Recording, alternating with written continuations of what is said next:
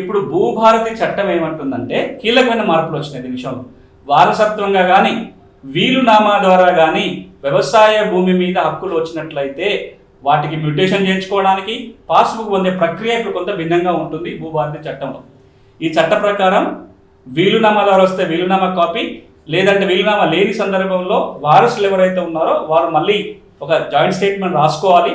దీన్ని భూభారతిలో ఉన్న ఒక ఫార్మాట్ మేరకు దరఖాస్తు పెట్టుకోవాలి తహసీల్దార్కి, మ్యూటేషన్ చేయండి అని. ఎకరానికి 2500 మ్యూటేషన్ ఫీజు కట్టి స్లాట్ బుక్ చేసుకోవాలి. ఇక్కడ వరకు ప్రక్రియ అదే ఉంటుంది. ఆ తర్వాత ఒకసారి దరఖాస్తు రాగానే తహసీల్దారు తప్పకుండా వారసులందరికీ నోటీసులు జారీ చేయాలి. వారసులకి రెవెన్యూ రికార్డులో ఇంకేమైనా పేరు రాస్తుంటే ఆ భూములకు సంబంధించి వాళ్ళకి, ఈ భూమి మీద ఎఫెక్టెడ్ పార్టీస్ ఎవరైనా ఉన్నారంటే వాళ్ళందరికీ కూడా నోటీసులు జారీ చేయాలి.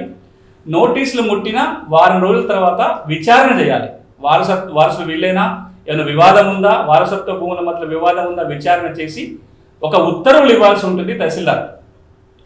ఈ విచారణ ఉత్తర్వులు ఇవ్వటం కూడా నోటీసులు జారీ అయిన 30 రోజుల్లోగా ఈ ప్రక్రియ అంతా పూర్తి చేయాలి. 30 రోజులు విచారణ చేసి వారసులు ఎవరో తేలిన తర్వాత వాళ్ళ పేరుతో ఉత్తర్వులు ఇచ్చి రికార్డులో మార్పులు చేయాలి, కొత్త పాస్బుక్ జారీ చేయాలి. ఇప్పుడు ఒక అనుమానం రావచ్చు, 30 రోజులు చేయకపోతే, దరఖాస్తు పెట్టుకున్న 30 రోజులలో పరిష్కారం కాకపోతే చట్టం ఏమంటుందంటే, నెక్స్ట్ స్లైడ్, చట్టం ఏమంటుందంటే 30 రోజుల్లోగా కనుక తహసీల్దార్ మ్యూటేషన్ చేయనట్లయితే 31వ రోజు కంప్యూటరే ఆటోమేటిక్ మ్యూటేషన్ చేస్తుంది. అందులో రికార్డులో మన దరఖాస్తులో ఉన్న వివరాల మేరకు వారసుల పేరు మీద రికార్డులో మారిపోతుంది, కొత్త పాస్బుక్ జారీ అవుతుంది.